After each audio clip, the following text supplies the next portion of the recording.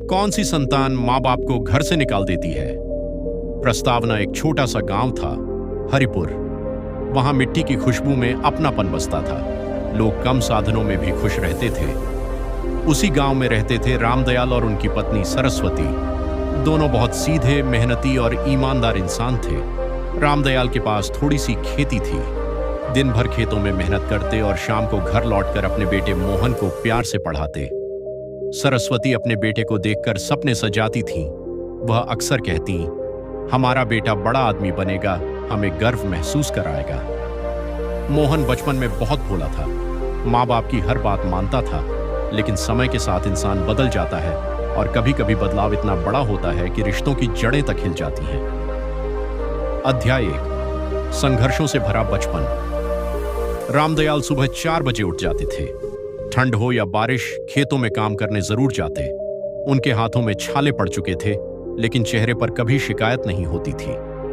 एक दिन सरस्वती ने कहा, इतनी मेहनत मत किया करो जी, तबीयत खराब हो जाएगी। रामदयाल मुस्कुराए और बोले, अगर आज मेहनत नहीं करेंगे तो मोहन की पढ़ाई कैसे होगी? मोहन स्कूल जाता था। उसके पास महंगे कपड़े नहीं थे, लेकिन माँ रोज उसके कपड़े साफ करके रखती थी।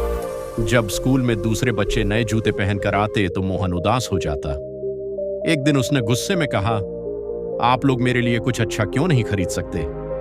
सरस्वती की आंखें भर आईं। उन्होंने अपने पुराने बक्से से पैसे निकाले।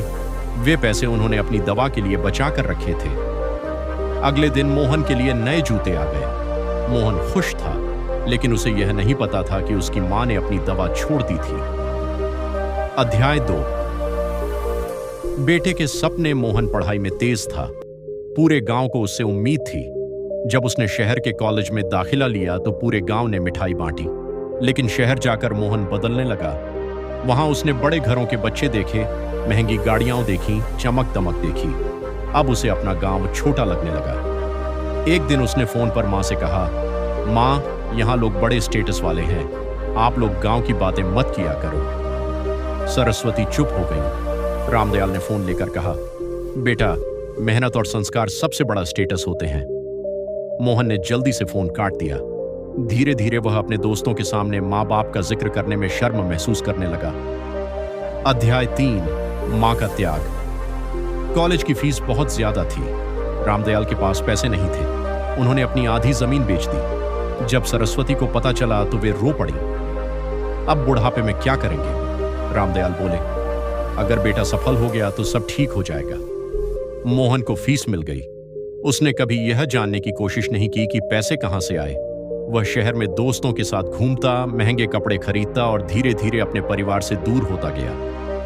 अध्याय 4, नौकरी और घमंड। कुछ साल बाद मोहन को बड़ी कंपनी में नौकरी मिल गई। उस दिन रामदयाल और सरस्वती खुशी से रो पड़े।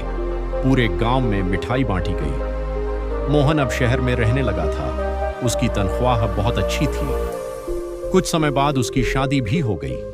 उसकी पत्नी रीना शहर में पली बड़ी लड़की थी। रीना को गांव पसंद नहीं था। वह अक्सर कहती, तुम्हारे माँ बाप बहुत पुराने विचारों वाले हैं। मोहन धीरे धीरे रीना की बातों में आने लगा। अध्याय 5, बूढ़े माँ बाप की उम्मीद। रामदयाल बूढ़े हो चुके थे। अब खेतों में काम करना मुश्किल हो गया था। एक दिन सरस्वती बोली, चलो शहर चलते हैं, बेटे के पास रहेंगे। दोनों बहुत उम्मीद लेकर शहर पहुंचे।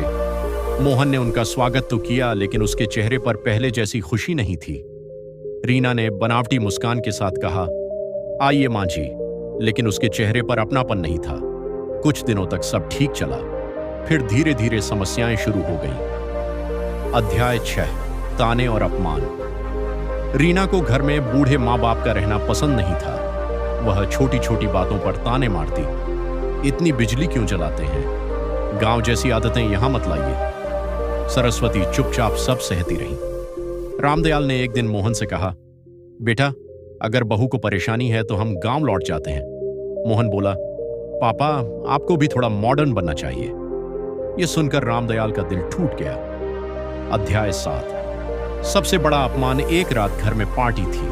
मोहन के ऑफिस के बड़े लोग आए हुए थे। रामदयाल साधारण कपड़ों में बाहर आ गए। मोहन को शर्म महसूस हुई। उसने गुस्से में कहा, पापा, आप कमरे में ही रहा कीजिए। पूरा घर शांत हो गया। सरस्वती की आंखों से आंसू बहने लगे। रामदयाल बिना कुछ बोले कमरे में चले गए। उस रात उन्होंने खाना भी नहीं खाया। अध्याय 8। घर से निकालना। कुछ दिनों बाद रीना ने साफ कह दिया, या तो आपके माँ बाप रहेंगे या मैं। मोहन बहुत देर तक चुप रहा। फिर उसने वही किया जिसकी किसी ने कल्पना भी नहीं की थी।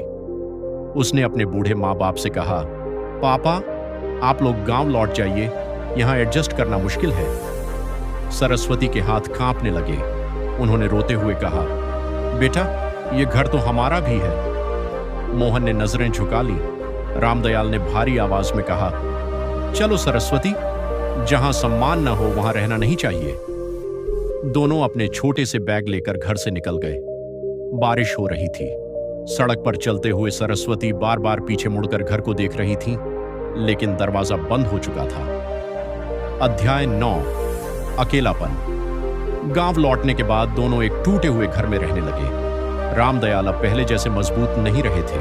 बीमारी बढ़ने लगी। सरस्वती रात भर जागकर उनकी सेवा करती। एक दिन उन्होंने कहा, क्या हमने बेटे को ज्यादा प्यार दिया? रामदयाल बोले, गलती प्यार में नहीं थी, गलती संस्कारों की कमी में थी।